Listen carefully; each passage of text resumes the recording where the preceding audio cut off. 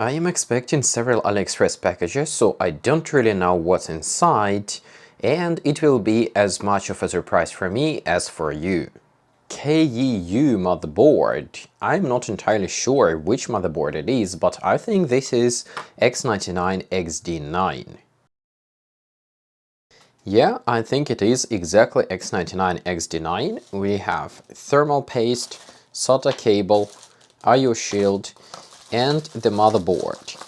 I bought the motherboard with the TPM module, so here comes the TPM module. I will open it a bit later, but first let me take out the motherboard. The motherboard looks very similar to what we have already seen, but according to the AliExpress description, we are supposed to have here a C612 chipset, 4 or quad memory channel support, and then we also have 4 USB 3 ports, not just 2 of them. Additionally, we have a proper TPM 2.0 header, and here I bought the TPM 2.0 module. Also, we have M.2 slot connected to the CPU, plus PCI Express X4, which is also supposed to be connected to the CPU. Of course, I have to test it first. This PCI Express X1 is PCI Express 2.0, which is connected to the chipset. Additionally, we have one more M.2 slot over here, and this one is supposed to be connected to the CPU as well. On top of that, we have 6 SATA 3 ports, so all in all, this seems to be a very interesting, affordable X99 motherboard with enough connectivity in this tiny package. So let's try installing this TPM module and see if it fits. This module is an SPI as far as I know, so it's not a standard No, this is LPC, I was wrong. The title here says MSI LPC 14-pin 2.0, so even though the chip has this square size, it is still an LPC module.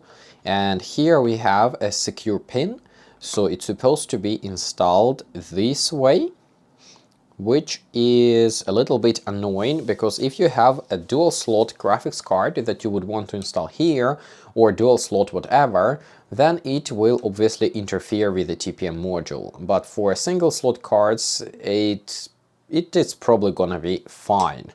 I would prefer to have this TPM header somewhere else where it would not interfere with this PCI Express X4 slot. All in all, the motherboard seems to be pretty interesting for its price. When I bought it, it was less than 60 euros, and if the BIOS is decent, if the VRM is decent, then it could be a good alternative to Chiyoda X99-H9S. Finally, I'm going to check the CPU socket, because every time you buy something from AliExpress, you need to check everything on video.